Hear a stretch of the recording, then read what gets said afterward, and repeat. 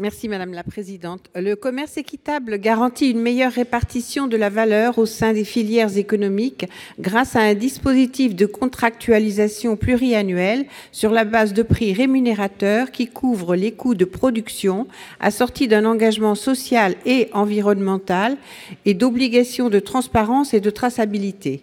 Le commerce équitable bénéficie d'une définition légale précise qui encadre les démarches des opérateurs économiques se référant à cette pratique.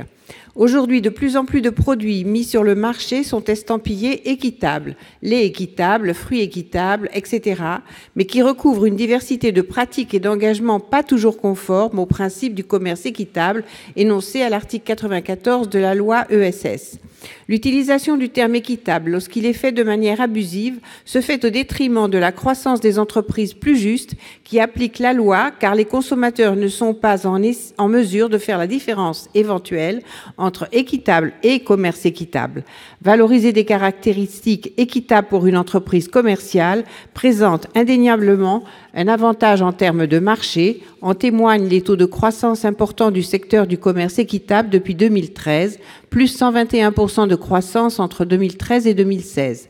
Comme pour les produits dits bio, qui doivent respecter la réglementation sur l'agriculture biologique, nous souhaiterions que seuls les produits conformes à la définition du commerce équitable inscrit à l'article 94 de la loi sur l'ESS de 2014 puissent comporter le terme équitable dans leur dénomination de vente.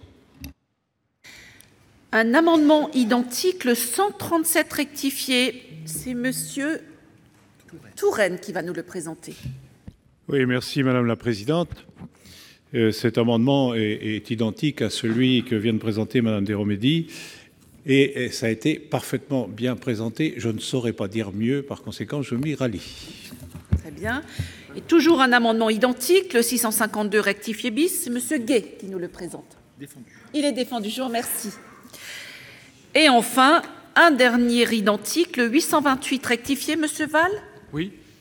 Pardon. Merci Madame la Présidente. Écoutez, il a été parfaitement défendu. Je voudrais simplement rajouter que, élu d'un territoire rural, des entreprises de commerce équitable ont, grâce donc à la définition qui avait été faite et qui a été rappelée, et dont j'étais l'auteur, développé sur ces territoires une marque qui s'appelle Paysan d'ici. Et aujourd'hui, des centaines de paysans attendent la confirmation de cette définition.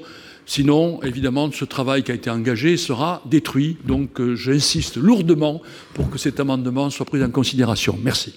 Merci. Monsieur le rapporteur, quel est l'avis de la Commission sur ces 4 amendements de suppression? Favorable, Madame la Présidente. Madame la Ministre, quel est l'avis du Gouvernement?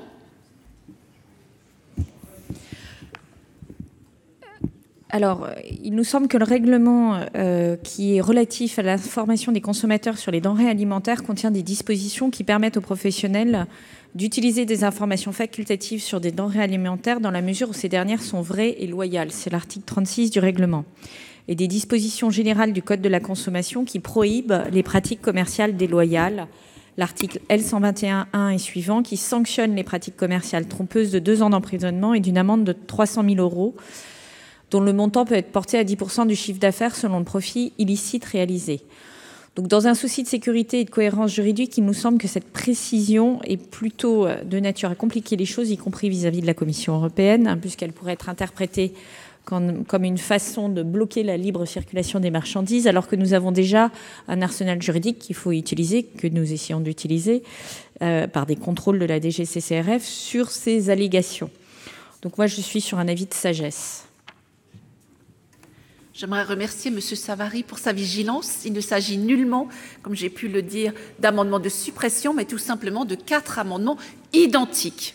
Je vais les mettre aux voix avec un avis favorable de la Commission et un avis de sagesse du Gouvernement, qui est pour leur adoption.